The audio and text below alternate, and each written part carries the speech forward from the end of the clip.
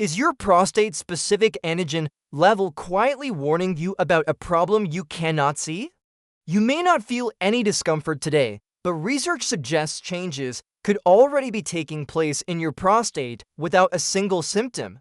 As a men's health expert, I have spent years studying the latest research on prostate wellness for men between the ages of 35 and 75. In this video, I will break down 5 shocking facts about PSA, prostate specific antigen, that every man should know.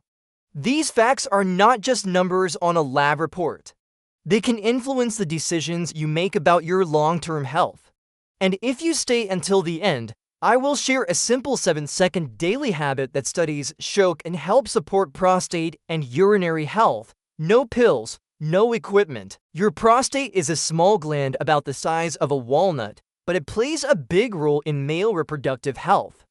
The PSA test measures the amount of a protein called prostate specific antigen in your blood. A small amount is normal, but higher levels can signal that your prostate is under stress.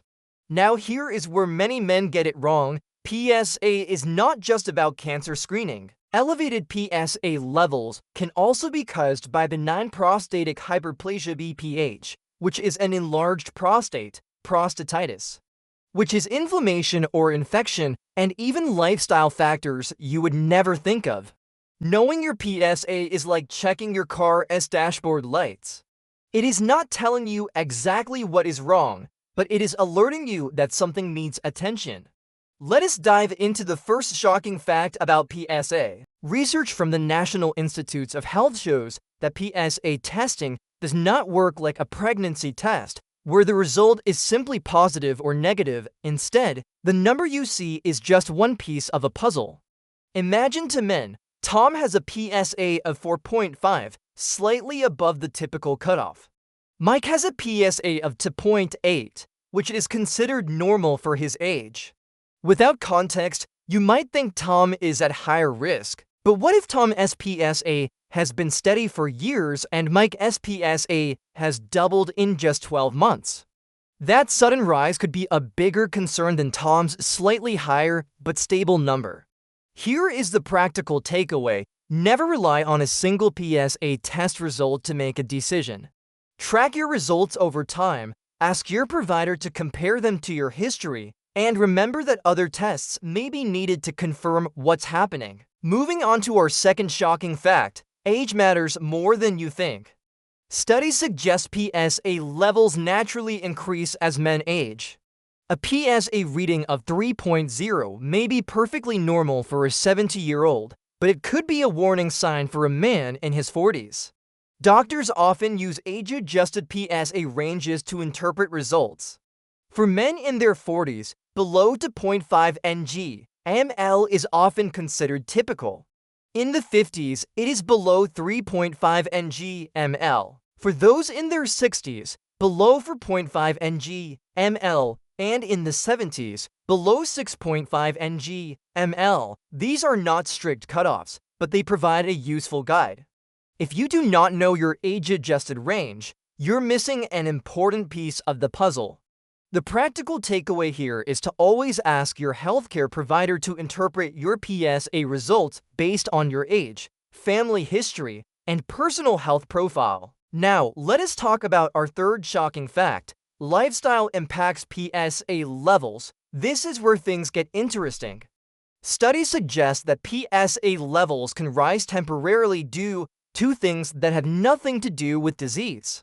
For example, vigorous cycling can put pressure on the prostate, raising PSA. Sexual activity, specifically ejaculation, within 48 hours of the test, can increase PSA levels slightly. Even recent urinary tract infections or prostate inflammation from sitting too long can affect results. I remember speaking with a man in his 50s who was alarmed after getting a PSA reading of 5.2. He was preparing for a biopsy when his doctor asked about his week. Turns out, he had done a 60-mile cycling event 2 days before the test.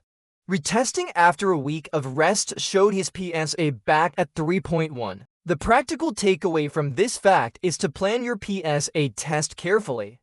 Avoid cycling, sexual activity, and heavy lifting for at least 48 hours before the test, and let your provider know about any recent infections or inflammation. Our fourth shocking fact is that a sudden rise in PSA is a red flag.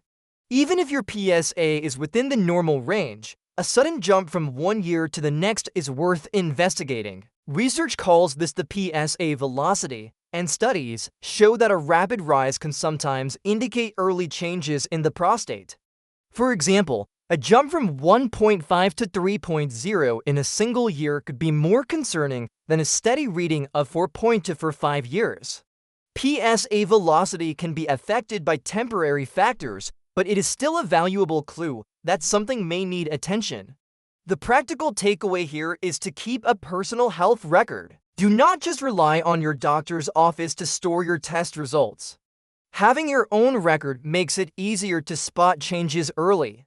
Finally, our fifth shocking fact: PSA is only part of the picture. Relying on PSA alone can lead to both overdiagnosis and missed problems. That is why many experts recommend combining PSA with other tools. These include a digital rectal exam to feel for changes in the prostate's shape or texture, imaging scans if something unusual is found, and newer tests that look at different forms of PSA or other biomarkers. The goal is not just to detect problems, but to detect the right problems at the right time, without unnecessary worrying or procedures.